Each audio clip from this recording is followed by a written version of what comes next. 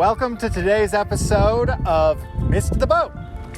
Except for once I didn't miss the boat on this car. Behind me you're going to see a Titan Silver E36 M3, and I actually happen to own one of these cars, except it was Avis Blue. Now, where I messed up was I sold that car at the bottom of the market. It was Avis over Dove, and it was absolutely beautiful and very pristine, much like this vehicle behind me. Today's car comes courtesy to us of UUC Motorworks out of Cumming, Georgia. And this particular car has been fitted with every modification they offered for this car. We've got a full exhaust, we've got their shift kit, and we've got a few other trinkets we'll talk about as we give driving impressions that really make this something very special. Now, when this car came out in 1995, it had 240 horsepower, which at the time was a gargantuan figure, but as we know today, even a Honda Accord will outrun one of these. That being said, the Honda Accord has nothing on this car.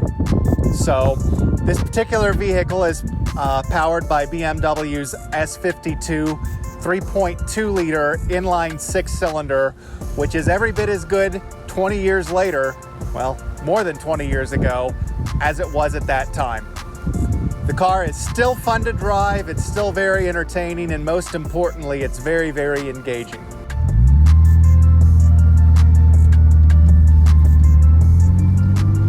People today downplay this car's performance figures, but it's still entertaining. And it sounds fantastic. Again, fitted with UUC's exhaust.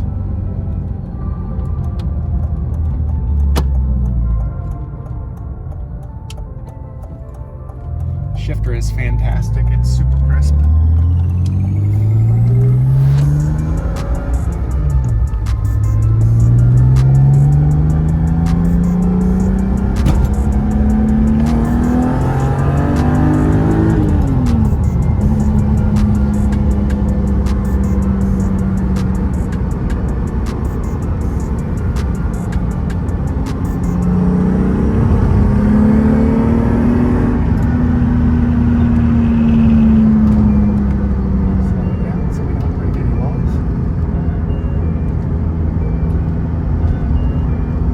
Cars were new, they would go 0 to 60 in just a hair under 6 seconds, which for that time period was groundbreaking and very, very quick.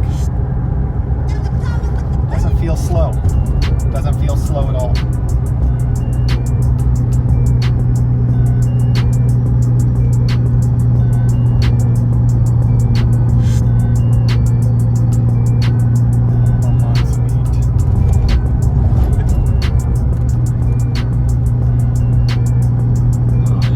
Like a little bit of like your personal story or whatever.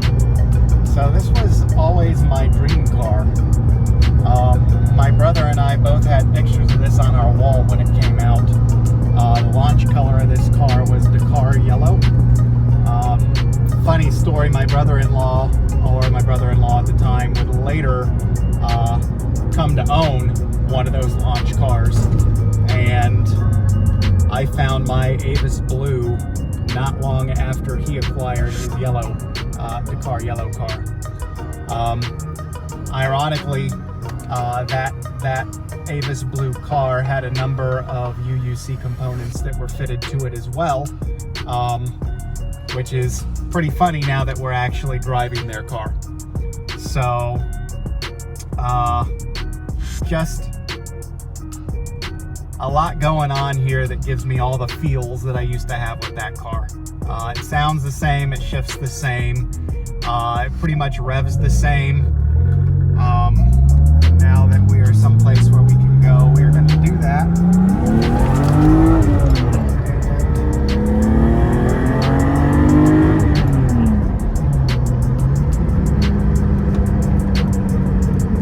Come down here and turn around.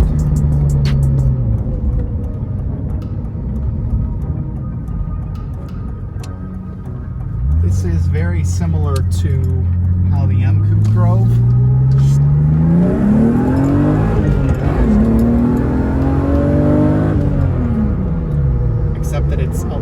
more manageable because the rear suspension is not a trailing arm suspension, and we're going to call it more modern with the era of this particular car.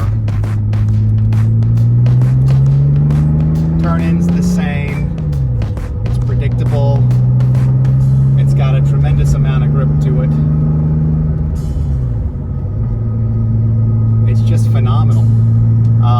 Honda Accord these days will blow your doors off, but it's nothing like this to drive, and it's nowhere near as engaging, and the turn-in isn't the same, and the handling isn't the same. And one of the things that I mentioned in the video with the M Coupe is that a car like this is lost on today's market, where everything needs to be quiet and everything needs to be super fast, and everything needs to be able to go to the track as well as go to get groceries. And while this car wasn't as hard-edged as the European version,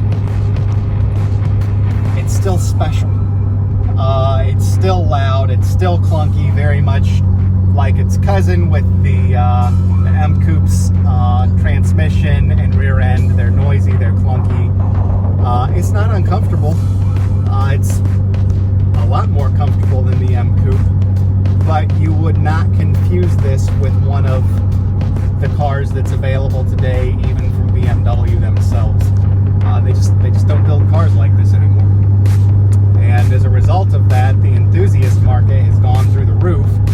And whereas I sold mine at the bottom of the market, they easily bring upwards of $25,000 for a nice one now, which is worth mentioning considering you could buy one of these for $3,500 not that long ago. It was really at the height of the E46 that these cars lost their value, and then when the E92 hit the market, they lost even more value, and here we are today with the enthusiasts realizing what a great formula for a car this was, and paying good money for them.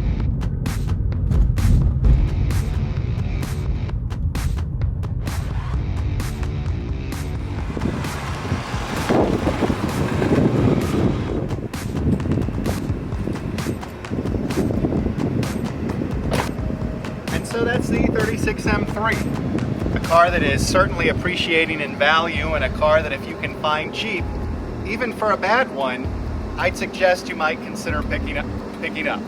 So thanks for watching, thanks for joining us. If you like what you see, maybe you consider subscribing to our channel. Talk to you next time.